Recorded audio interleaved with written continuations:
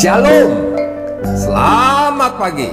Sate pagi hari ini bertemakan buatlah mataku bercahaya.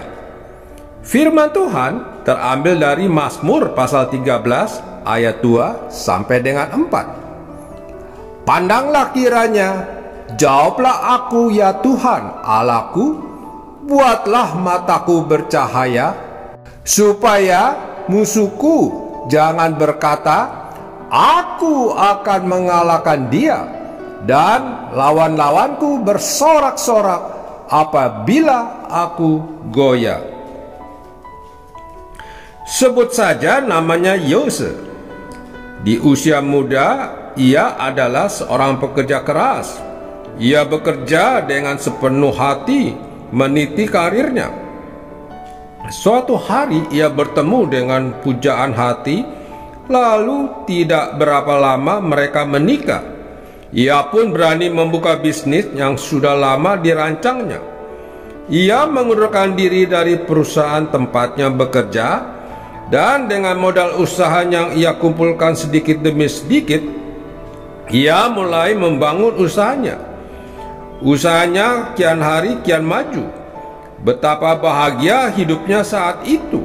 Selain mapan dan memiliki istri yang cantik dan selalu mendukungnya, ia juga sudah memiliki 2 orang anak yang melengkapi kebahagiaannya. Tetapi kebahagiaannya semakin hari semakin sirna, tak kalah badai hidup terus menerpanya, membuatnya tak berdaya. Suatu hari istrinya divonis sakit yang sangat parah dan membutuhkan biaya pengobatan yang besar. Demi kesembuhan istrinya dicintainya, ia rela menghabiskan harta yang ia investasikan selama ini. Uangnya makin lama semakin menipis, tetapi istrinya tak kunjung sembuh. Ia tidak bisa berbuat apa-apa lagi, dan usahanya pun makin tenggelam. Kepedihan hatinya tidak hanya sampai di situ.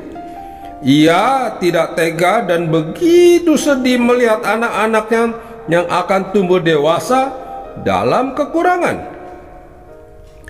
Di malam terakhir itu, ia menulis sebuah surat untuk istri dan anak-anaknya. Istriku, maafkan aku yang sudah tidak mampu membiayai pengobatanmu dan tidak bisa lagi menemanimu. Anak-anakku, maafkan ayah yang tidak tega melihat kalian bertumbuh dalam kemiskinan. Selamat tinggal. Malam itu, ia mengakhiri hidupnya dengan menggantung diri. Beban hidup tak mampu dipikulnya. Daud pernah mengalami persoalan hidup yang berat dan tidak berdaya lagi.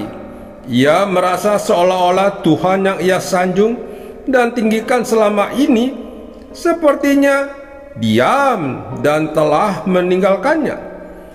Perasaan ini ia lukiskan pada ayat yang kedua. Berapa lama lagi Tuhan kau lupakan aku terus-menerus? Berapa lama lagi ku sembunyikan wajahmu terhadap aku? Bahkan ia terus dikejar kekhawatiran dan bersedih sepanjang hari. Tetapi yang dilakukan Daud adalah berseru kepada Tuhan agar Tuhan memerhatikan, menjawab, dan membuat matanya bercahaya. Buatlah mataku bercahaya. Seruan Daud agar matanya dibuat bercahaya tentu bukan dalam arti matanya memancarkan cahaya dan bersinar-sinar, melainkan agar ia dikuatkan kembali, atau agar ia melihat atau mengertikan rencana Tuhan baginya. Di akhir keluhannya itu, Daud menyatakan imannya akan pertolongan Tuhan baginya. Bagaimana dengan kita? Persoalan boleh datang menghadang, Tetapi janganlah kita putus asa dan menyerah, melainkan marilah kita bersikap seperti Daud.